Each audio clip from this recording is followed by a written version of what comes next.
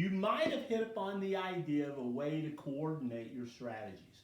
Perhaps you would ask the district attorney, hey, let me and my partner talk about this before we have to come back and make our decision.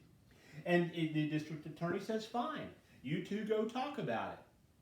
And in that talk, you might have thought, hey, look, partner, if we could both somehow coordinate our strategy of don't confess, we'll do better because we'll both get -2 as opposed to -10. So you might sit there with the allowable discussion and your partner goes, yeah, I see that as well. Let's coordinate our strategies and don't confess, and we'll do better by -2 as opposed to -10 if we both act as rational, self-interested individuals and choose the outcome confess. The problem is that then after you've coordinated your strategy, you're marched back to your cell and you're brought both individually in to the interrogation room where you have to make your own decision as to what it is you're going to do. And now the district attorney is banking on you realizing that another prisoner's dilemma has arisen with regard to the choice of double-crossing your partner or not double-crossing your partner. If you both don't double-cross each other, you'll be at the -2.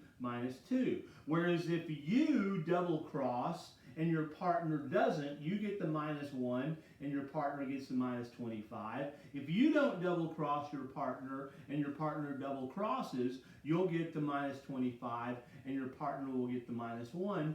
And the district attorney is banking on you seeing when you sit there in the room having to decide whether to confess or not confess, you're going to see that it's in your rational, self-interested interest as a rational agent to choose the option to double-cross your partner.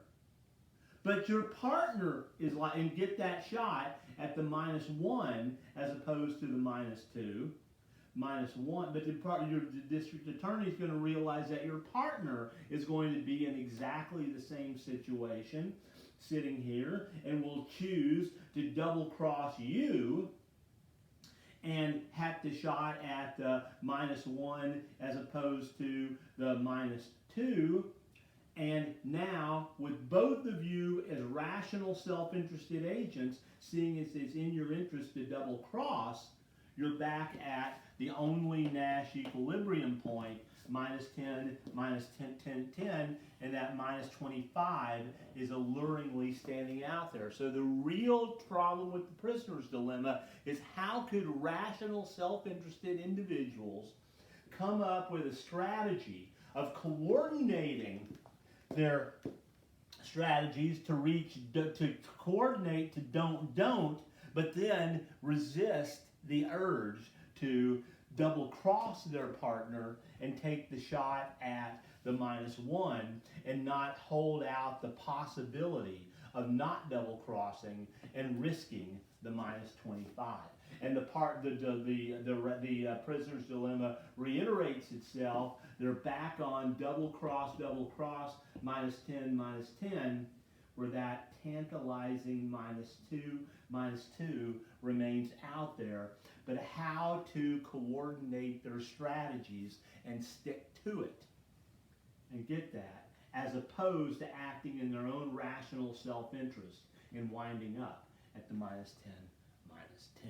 The prisoner's dilemma is a dilemma for rational, self-interested individuals seeking their own preferences and seeking strategies to realize their own preferences and winding up jointly in a strategy that does worse than if they could somehow coordinate their strategies and stick with that coordination. But rational self-interest is always pushing you to give up on the coordination in order to improve your outcome. Similarly for your partner, and there you are again, back at the non-optimal but Nash equilibrium point that rational self-interested individuals are going to wind up at the prisoner's dilemma.